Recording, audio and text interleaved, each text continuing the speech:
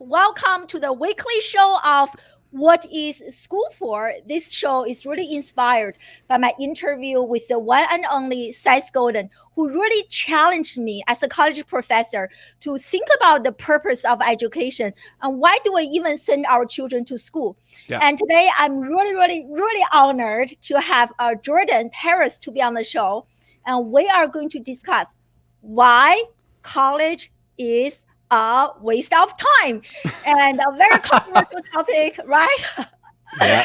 And I can't wait to dive in. And we are live on LinkedIn and Facebook, on YouTube, and Periscope. So if you are joining us live right now, let me know in the comment section where you are joining us from. I'm actually in Philadelphia. I know you are originally from Philadelphia. Yeah. Yeah. I'm Collegeville, Phoenixville area, so like King of Prussia Mall. Oh my God, we go to the Costco there all the time. Oh my goodness. How far are you from the King of Prussia Mall?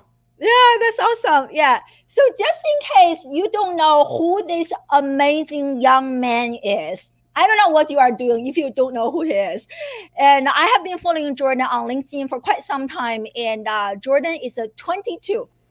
Oh my God, I feel so embarrassed to mention this. I'm almost twice as old as you are, but definitely not as successful. So Jordan is a 22-year-old young entrepreneur, a best-selling author, and Jordan's work has been featured on Forbes, Men's Health, Yahoo Finance, NASDAQ, and so many other publications. And Jordan hosts a very popular podcast, which is one of my favorite topic, and Growth Mindset University, which has been ranking really top. It ranks number 15 in Apple's education category, which is one of the most competitive categories. So congratulations. And today we are going to discuss, wow, we have some educators join us. So this is going to be really interesting. Hello, Brian. Thank you for joining us. Oh, hey, that's cool. I use StreamYard too, and it doesn't pull comments from LinkedIn, so I never get to use it. I'm going to use my phone in a second to show comments from LinkedIn. Yeah. Only shows comments from Facebook. Yeah.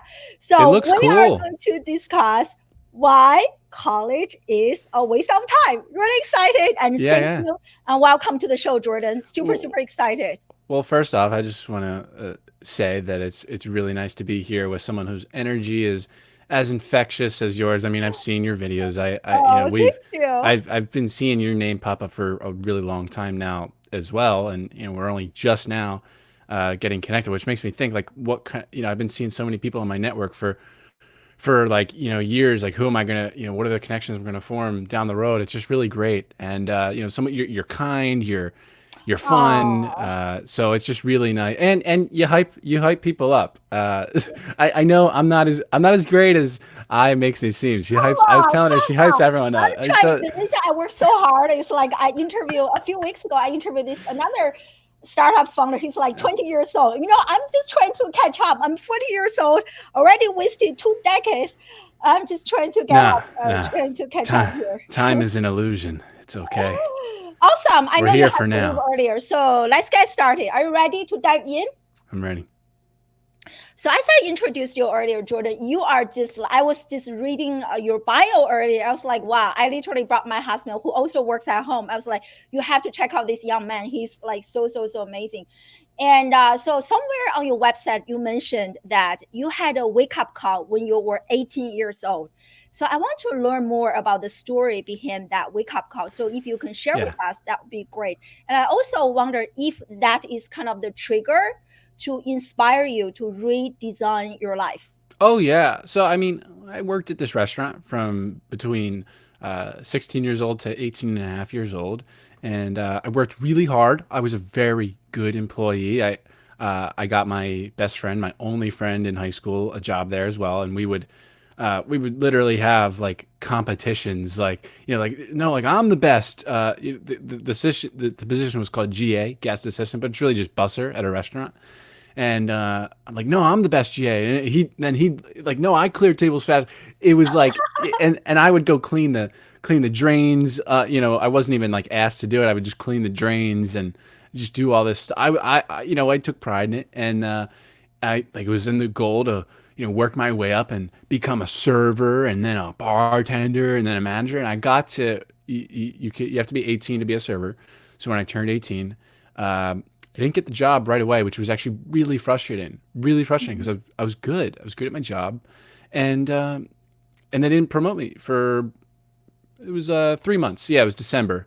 So 3 months or whatever after my birthday, 2.5 months after my birthday in September, whatever. I can't think right now in terms of math. But I finally got it, and then I kind of crashed and burned, and like I just wasn't good at serving, but I got out of there after the 2.5 years, and I said, never again.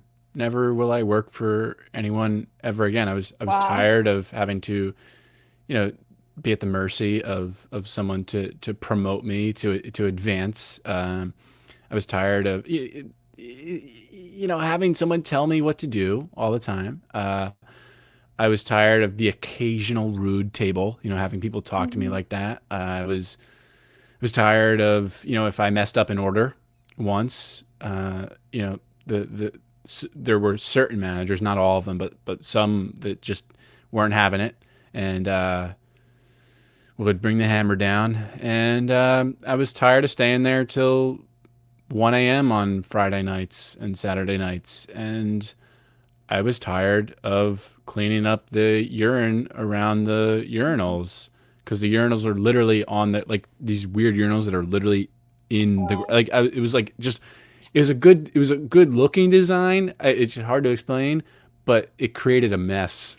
So I was tired. So pretty much I was tired of working for other people Mhm. and being at the mercy of them and having them set my schedule and having them design my life and working for other people to get wealthy while I'm making a lowly Mhm. between nine and depending on tips between $9 and $14 per hour, Mhm. which actually I mean for high school isn't that bad, It's not bad. but Yeah. but I was tired of that all, and like I said, I put my foot down. I said never again. I knew that I wasn't going to work for anyone ever again. So like the first thing I did, the what I had my sights set on was like, oh, I'm going to become a personal trainer. I saw my friend, a family Mhm. friend, celebrity trainer, Steve Jordan, out in Los Angeles, crushing it, and like in the top, because most personal trainers are not wealthy, but he's like top 1% of trainers, and I was like, I want to do that. I want to do that. That's what I want to do with my life, and I want to take it up a notch and be like be really well known on YouTube and have these online programs. And so I did that for a little while. I got my National Academy of Sports Medicine certification shortly after I turned 19, and did that. Had some clients, and that was my first experience. I had in-home clients, so I had no infrastructure, which was great. And so that was my first experience in working for myself and designing my own life, setting my own schedule, and it evolved from there. Well, I love stories like this. And I was just reading this comment from Pam. Thank you for joining us. That's why my school or my hashtag is classroom without walls. I truly believe, the best education happens outside the classroom. You have to It get does. involved, good or bad, that can always poke your heart. And because so many students, they just kind of floating, Yeah, and yeah, yeah. Aimless. exactly their heart is somewhere else. So I love this comment from Alice, saying that she's also a college professor teacher, and so many students have no idea what they want to do. And I think that's a very important reason I Yeah, yeah, resigned yeah. from my job, because I see no spark in my students eyes. Every time I cancel a class, Mm. everyone was so excited. Hey, thank you, Dr. I, for canceling the class. I was like, wow, you guys know you actually paid me to teach you. Why you are so excited that I actually canceled a class because I had to go to a conference? It doesn't make sense. Nobody No, enjoyed being inside the no. classroom. So So, like well, let me ask you a question because okay, so you were a college professor until when? this year, May, And how long were you a 10 college years, professor? 10 years. 10? Yeah, 10 years. Wow. 10 years. Yeah, I finally, and All right. also I see, like, the more I do research in this area, I have finally decided to homeschool my own children. next Great. year, starting in January, and I will be working with my older son, eight Yeah. years old first, and then slowly also invite my younger one to join, who already begs me to homeschool him, which is very Yeah, that's interesting. great. I endorse that. I think that's what I'm going to do as well when the time comes. Yeah, I'm a big proponent of homeschooling. Grant Cardone homeschools his kids. It seems to be Oh, so going really many, well. and for Uh, even for this show, I interviewed so many entrepreneurs on this show, the What is School for show, and almost every single entrepreneur they homeschool their children. yeah, I was isn't that like, funny? wow, Yeah, that yeah. is so interesting. They know what's up. Grant too. He told me he's like it's prison. Like drive by the elementary school. It looks like it doesn't look like a fun place to be. It looks like prison. And I was like I usually say that about college. I that's a big step to say that about elementary schools. But I mean you're kind of right. Totally. Like this is such a great transition. I want to unpack, who you are and your own like personal and professional background a little bit. Like only about 2 years ago, you decided to launch a podcast, and two Yeah, years yeah, later has become one of the most popular downloaded podcasts in the category of education. And you are also a best-selling author. So I feel like there's so much for us to unpack as a yeah. parent, as an There entrepreneur, is. as an educator. So first, share with us, how did your parents raise you differently? And I know you have Yeah, siblings, and is everyone in your family the same as you, driven, kind of an outlier, yeah, yeah. think differently outside of the box? So share with us.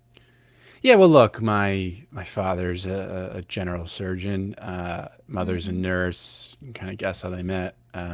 Got uncles that are doctors as well, chiropractors, two of them, and uh, and then grandfather, a patent attorney for Exxon, and then grandmother, the co-owner. I mean, you might know it up north, Supreme Security. Okay. Yep. So, that's their company, and so I don't know. I came. That's kind of my family background, and Did they? my. It's funny. My grandfather like is kind of he as soon as my father came out the womb, it was like he's gonna be a doctor. They kind of like pushed him down Oh, that path. And what's great about me, my father and my parents never pushed me down a particular path. In fact, he said, "Do not go into anything medicine. Like, do not go into healthcare for lots of reasons that I can't really elaborate on. I mean, I loosely interesting. understand why, but like I can't really verbalize it too well or explain it. Uh, but it was always, I guess, in a sense, I had very permissive parents, Mm, that allowed me to kind of do what I wanted in some things. And there's downside to having permissive parents too, for sure. If you look up, like research on like child development and parenting styles, there's downsides to it. But I felt like I got a really good mix.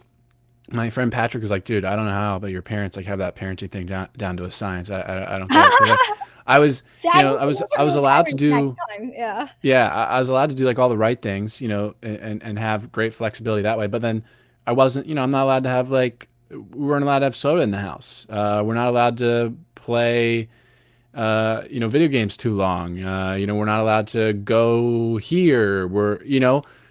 So I wasn't allowed to do everything. But I feel like I had great. It's hard to explain. Just in terms of like what I wanted to do with my life, as a teenager is like sure, have at it. And but they I guess it's just important to say they always had my best interest in mind, like every parent.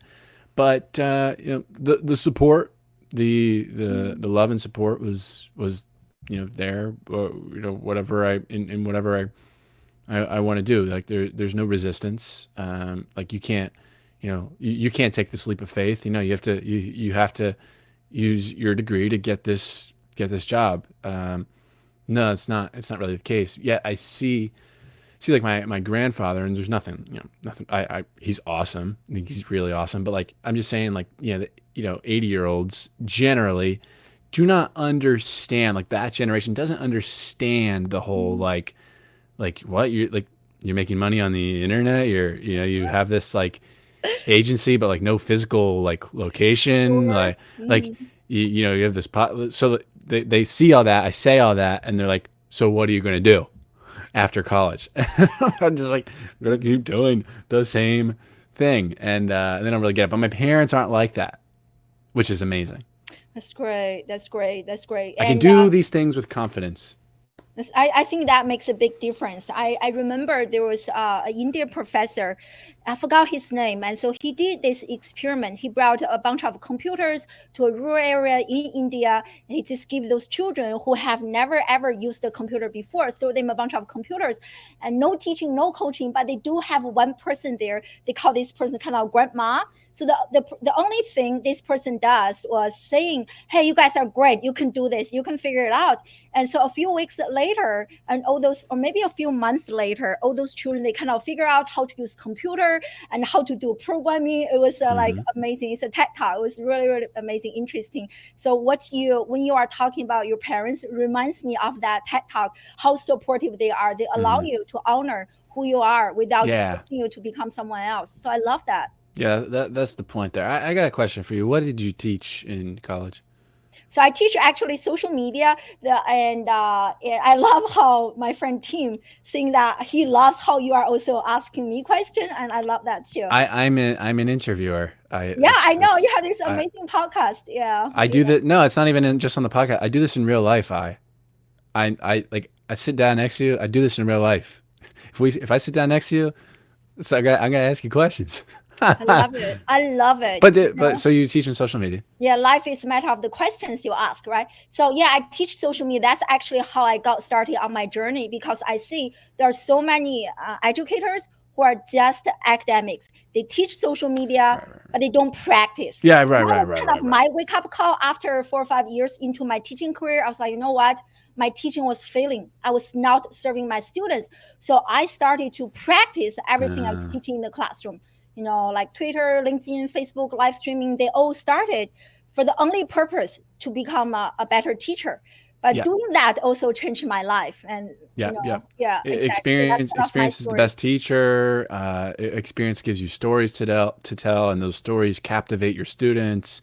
It just people can tell when it's from when it's from a textbook and you're just Oh, regurgitating 100%. information and recycling it, or have you or when you've actually done it. It's black and white. Like it's really 100%. obvious. 100%. My teaching I used to fake it when I was teaching, right? I never done this before. So I just got a few books, a few articles. I'm pretending I was knowing, faking. But after I became a practitioner, my teaching has improved so much. So I want to kind of transition to the education realm. And so next year in March, you are going to give a TEDx talk, which is titled "Why College is a Waste of Time."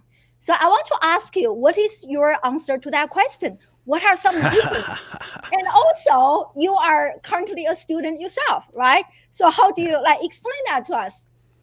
Well, look, I will first cover why I am a couple of months away from graduating right now, just to get that off people's backs and get rid of those concerns.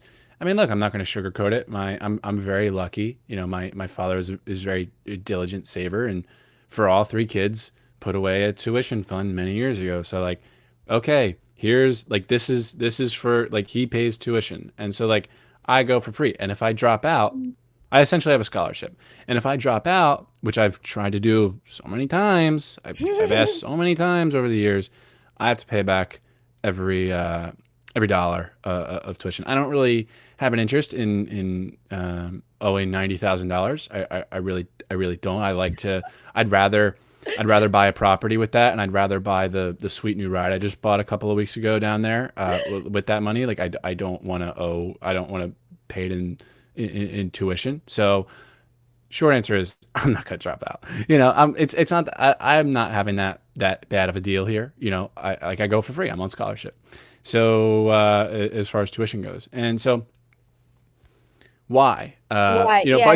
it doesn't. Well, first of all, it doesn't mean though, just because my tuition is paid for, it doesn't mean that I can't be an advocate for the 44 million Americans who owe an average of $38,887, which amounts to $1.65 trillion in student loan debt in America. It doesn't negate those numbers. Those people, those 44 million people still exist. And I don't want to be one of those people. And it doesn't mean I can't be an advocate for them. So that's what I'm doing right now. I'm being an advocate for them. So college can be a waste of time depending on your major.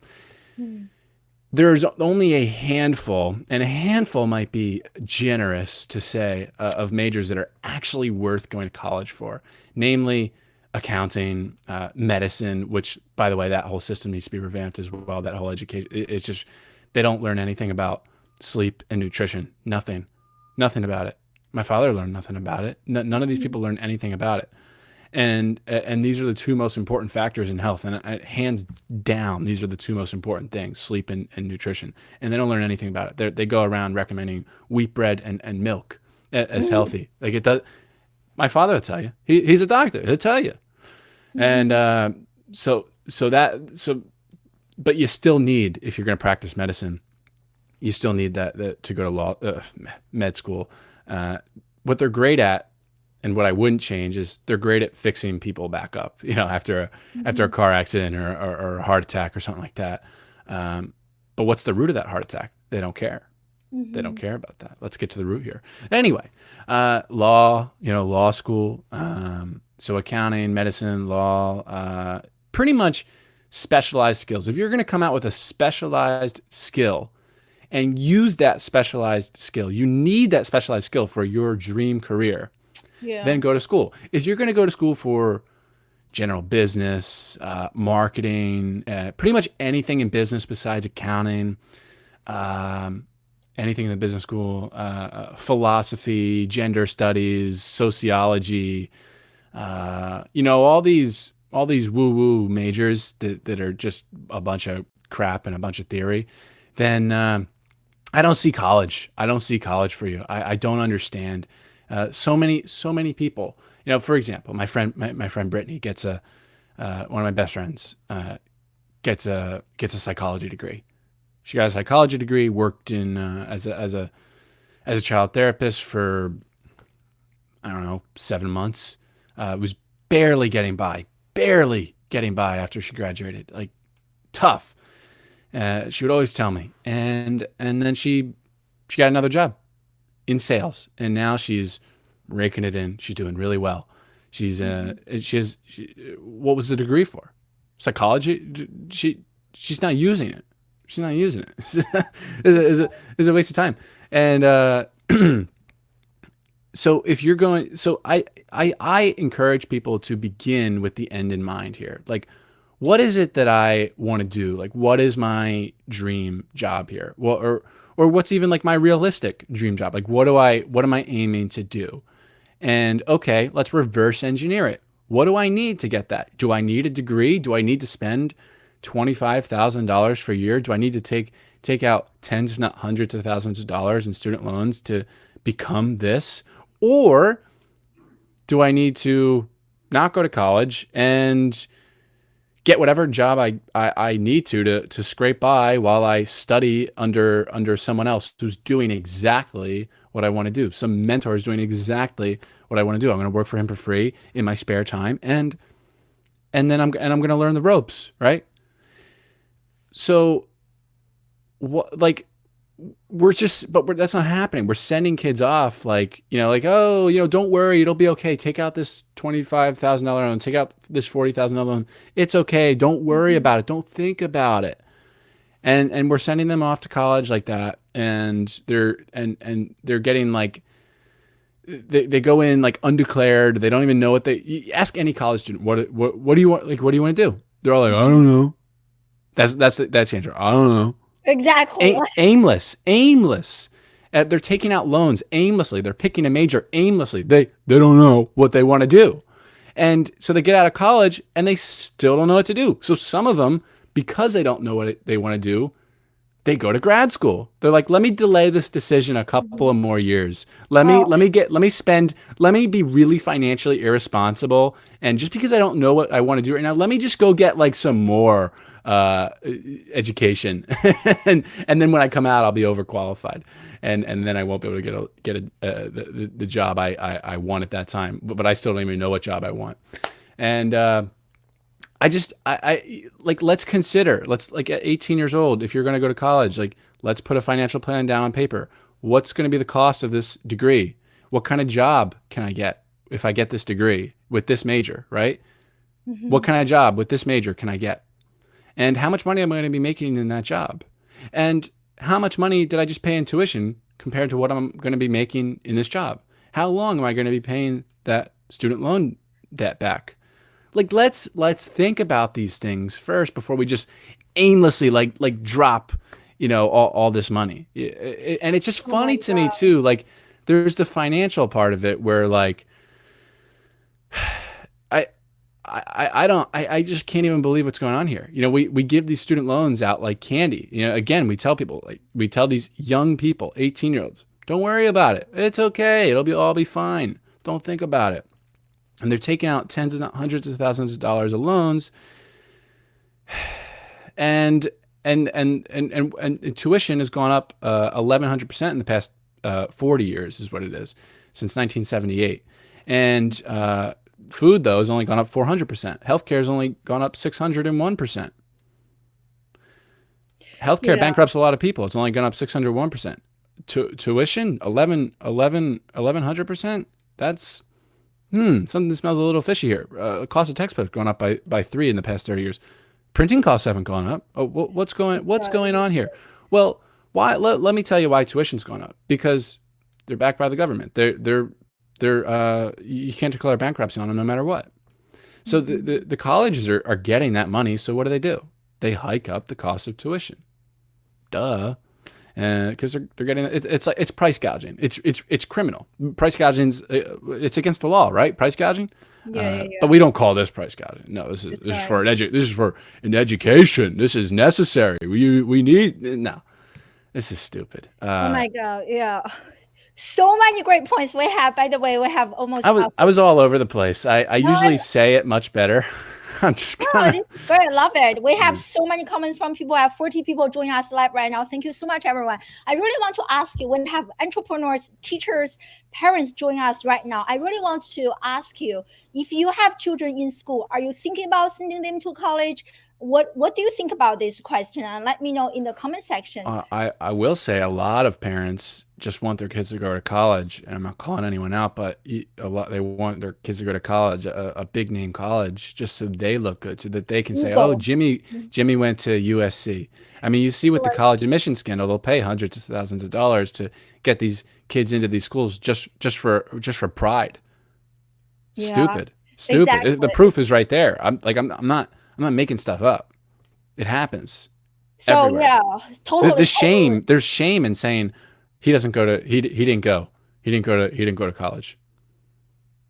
So I really want to share, and because as I was preparing for this topic, I actually did some research, and so just you guys can just see the title of a few articles. So this one is from Harvard Graduate School of Education, and talking about how bored students are. This is Bored. this is like my younger son, 5 years old, kind of happy. This is probably my 8 years old right there, and this is my undergraduate students. Everyone just like, oh my god, I can't So believe. bored. Exactly. And look at this. So this is Anil Patel. His Mm, biggest regret in life was going to college. mm. And here and cancel school, why self-learning must be the future of education. And here, Voluntary learning. That's the way it should exactly, be. self-made Voluntary. millionaires didn't get A's in school. So many parents right now, you are probably overly obsessed with your children's academic performance. And here, think like a C student and become a better entrepreneur. And this is like there are so many articles like this.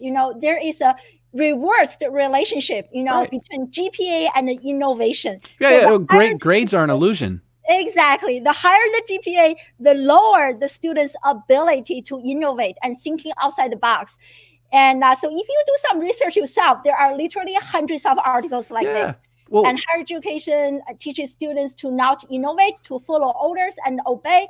So just like a few articles like that, and some of the articles are shared with me by my dear friend Pam. So thank you for sharing that. Let me remove this. you hear about valedictorians and how they're just average. They never do end up doing anything spectacular. It's so rare that they stand out in such a spectacular way in their careers. Why? Because the book behind me somewhere here, yeah, here it is.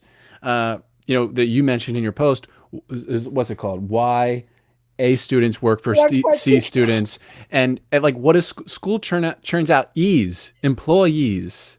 That's so the higher your GPA, the better the employee you're going to be, and probably the higher likelihood that you're going to stay an employee for the entirety of your life, work for some company for 4 years, and then retire, save everything for retirement, all the life's joys for retirement, and then you're going to be told to enjoy them, and then you're going to die 3 years later.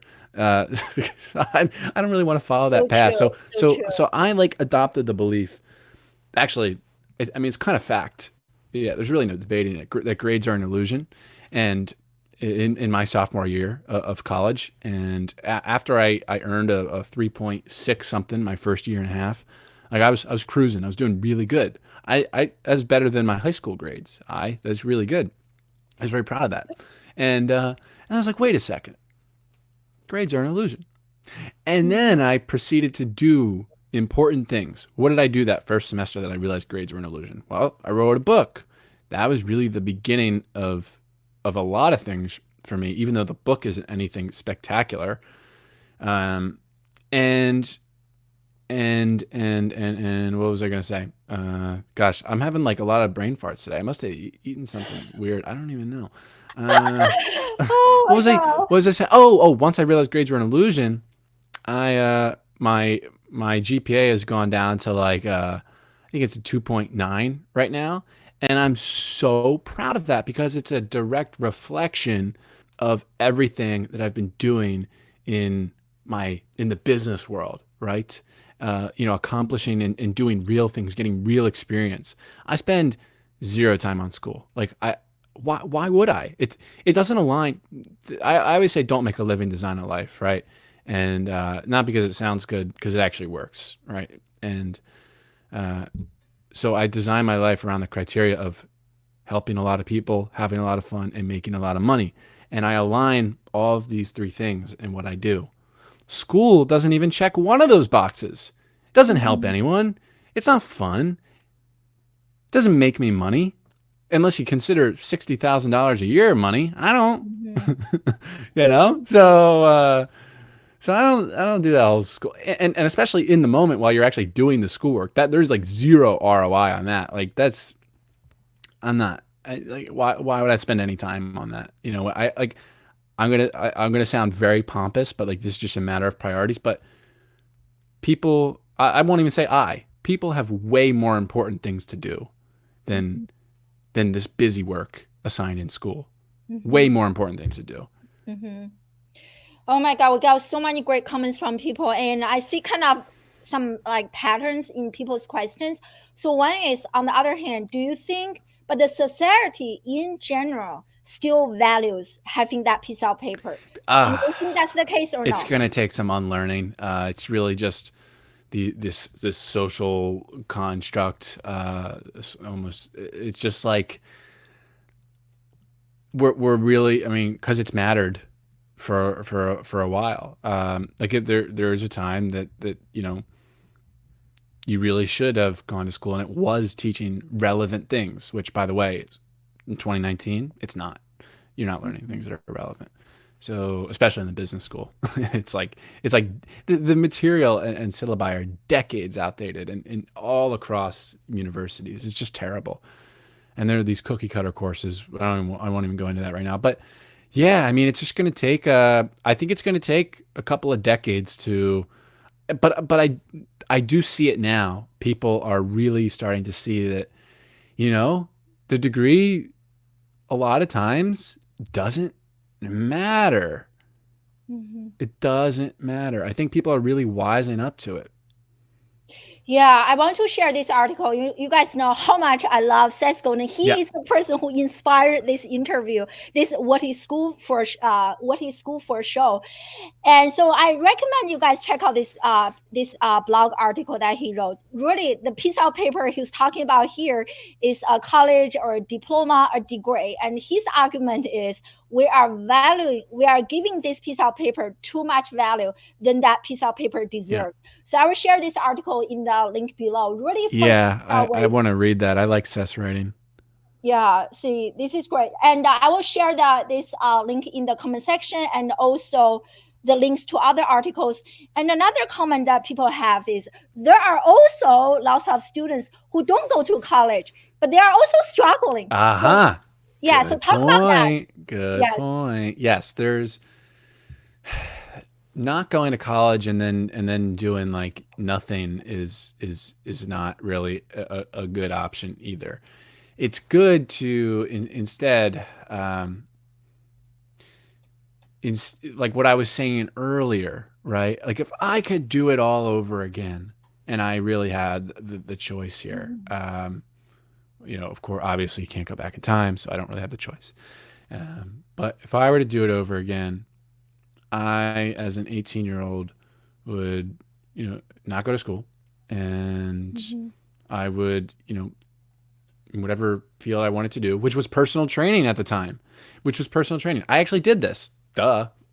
Good. I'm proud of Mhm. myself. Okay. So I did this. I sought out resources from people who ought to know. Steve Jordan, the celebrity trainer that I mentioned earlier, and I asked him if I could go out to LA and work for him for free over the summer. And he said, yeah. And I learned the ropes of a personal trainer that is able to charge upwards of $200 per hour. Like Mhm. that's a lot of money. And like it's easy to make over $1,000 in a day, easy. And I learned the ropes of being just the like really high class, upstanding personal trainer, not just like your average trainer in LA Fitness, but like another level, like a trainer extraordinaire. I learned from the best, That's and right. That's right. I started to become that, and that was going to be my career. And then of course I told you as things evolved from there, and I decided I wanted to work for myself in another way. And we see the arena I'm in now, and now I have a marketing and production agency for serious podcasters, which is a lot of fun. I love that. Are you hiring I could A have done student? all Hey, of are you this. hiring? Are you hiring A students? Oh, I don't even no. I don't care about age. I don't care about Oh grades. man. I don't care about degrees. I literally I just I'm like, are you coachable? Like and I don't ask him that, but like I get a feel, for like, is this person coachable? Are they going to be reliable? Are they energetic? Are they Mhm. enthusiastic? Like those are the things I care about, and you can't really measure them. I just get a feel for them when I talk to my potential interns and people and whatnot. That's So I could have done all of this without and then some without going to school. Like this is what I literally did it. I literally did what I'm saying to do right now. I went and was an understudy to somebody for like a year, like he was my mentor for a while, and I made it happen. And then my career exploded from there over mhm. a course of 4 years. Like I think that's how you do it, and that's how Don Wettrick, Don, right? That's how Don Wettrick is a big fan of Yeah, I love of him. of of picking out someone to learn from and just working for them for free, and working your tail off during the hours that you're not working for them for free to get by. Like Yeah, this can happen, and you won't be spending $25,000 per year. So yeah, even though you might be scraping to get by because you're not getting support from your parents, like you're not going to have tens if not hundreds of thousands of dollars in debt. So you're really going to so be true. super well off. Yeah. Yeah, yeah, and there are so many alternative learning. Like people shared so many alternative learning platforms. Like I work with HubSpot; they have their own academy, and many of their online certifications are free. If you want to become a digital marketer, learn email marketing, social media marketing, Yep, yep, so yep. definitely, if And the heart is willing to learn, yep. there are many ways you can figure this out. Yeah. Yeah, and I'm like, so I'm taking this $2,000 course right now on speaking from John Bates. He's a Mhm. really great speaking coach. He's my speaking coach right now, beyond the course too. And $2,000 for a course, isn't it? So Like, It's so funny. no, You're it's paying really for college. You are going to college, and then you are taking. right. Yeah. Anyway, I I love mean, this. well, I mean, I don't do the whole college thing. I mean, I don't even go to class when I don't have to. It's just a waste of time. But Oh, which is funny. My professors know it, and some of them like listen to my podcast. It's hilarious. I love it. One of them supports me on Patreon. Yeah, it's cool. But God, what was I saying? My brain is like really not. It's functioning too fast. It's like going a million miles an hour. I gotta slow down. totally, totally. I know you have to leave in a few minutes, right? What was I gonna say? It was important. Yeah, I also have more important questions to ask you. It's All right, okay. ask those questions. Yeah. I will keep like I love this comment from Pam. I actually read the article and this Clinton he predicted in 10 to 15 years half Yep. 50% of American colleges will go bankrupt. Guys, think about that. There is Great. a reason Away with them. that is that Away is with them.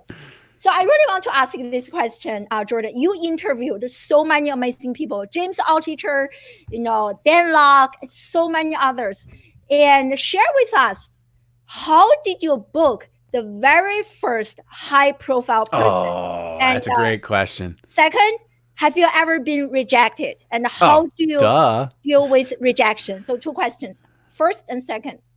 Yeah. The just really both great questions. I will answer the second one as far as rejection. Yeah, I get rejected all the time, all the time. And usually in the form of, overwhelmingly in the form of, not answering. Sometimes people don't even see my email. I don't know. I guess I got to change up my game. I don't have a verified badge on Instagram, so I can't. I don't really like to go in people's DMs there. If I had a verified badge, I feel like I'd be more confident to go in people's DMs and ask them that way. But right now, email's like my game. And but yeah, my first big guest, it was. I mean, there was someone medium or in the 30s, but then I want to say that Rachel Starr, David Meltzer. David Meltzer was like I remember one of my first big guests. It was like episode 68 or something like that. And that was. I remember how nervous I was for that. Mm. It was like I thought it was like the biggest moment of my life. So funny. Um, and then like a couple episodes later, I interviewed at one point the biggest porn star in the world on Valentine's Day. It's called Valentine's Day with Rachel Starr. I saw it. Yeah, and she actually like became a friend. Like she's really cool. But that put me on the map. That episode in February of 2019, like people really started taking me seriously. A bunch of new people found me. A lot of people love that episode too. A lot of women are like, she's so inspiring. I listened to it 4 times. It's two Oh, hours, by the way. So that I would say that one really put me on the map there. And then I mean, it's just progressed from there, and I can just, it's at this point, there's like no going back, obviously. One of my next few episodes, the first episode of 2020 is that's coming out. I recorded it a while ago. It's Grant Cardone. I know. It's See, just like it just keeps. It's just I think at this it's point, easy at this probably point. very easy for you to book anyone. So share. That's my first question. Share with us how did you book the very first high profile person? I think that milestone is very hard for many people to accomplish to get to that level. Yeah. So what is unique about you that helped you get to that level? Yeah. Someone will take a chance on you. Someone will send the elevator back down. Right. They might be very high up, but there are some very successful people who send the elevator of success back down to get you. Right. And David did that. Right. And I told him, yeah, we talked about that recently too. And I was like, dude, I don't know if you knew it, but like you were one of my, like, you were really like an inflection point in my career. And that was also, I think, February of 2019 as well. So just February 2019 in general was a big inflection point. But what did I do? First of all, David just always sends the elevator back down. But second, on my end of the deal, I mean, and I still do this today. I mean, I build a relationship with people. I don't ask them for things on the first exchange a lot of the time. I listen to their podcast. I read their this. I read their that. I read their book. Whatever. I consume their content, and I tell them very specific things that I really enjoyed about whatever it is that I just consumed. Some key takeaways, specific takeaways that show them, oh, this kid actually cares. Oh, he actually like read my book. He actually, you know what I mean? And so, and I'm a sucker for that too. Like, I don't say yes to everyone who has to come on, or I mean, so many people ask to come on. I don't say yes to everyone who has to interview Thank you me. for saying yes to me. Yeah, yeah. I don't say yes to everyone. But if it's someone that really doesn't have an audience, and but they tell me that I inspired them in this way from this thing, that they really enjoy, that they've been listening to my podcast for 5 months, and this episode, you know what I mean? I'm like, done. I will do that now, and I'm happier to be on those podcasts than any other out there. So true. They're so fun, those ones. I cherish those ones, I and love this is such a great point. yeah, Like really show that you care. You actually read their yes, books and a piece of content that inspired you, draw yeah, that personal connection. Oh yeah, yeah, the same. yeah, Yeah. yeah. Do not say here's the opposite. Love your work. Yeah. Okay, what about it do you love? Or love your podcast? What about it do you love?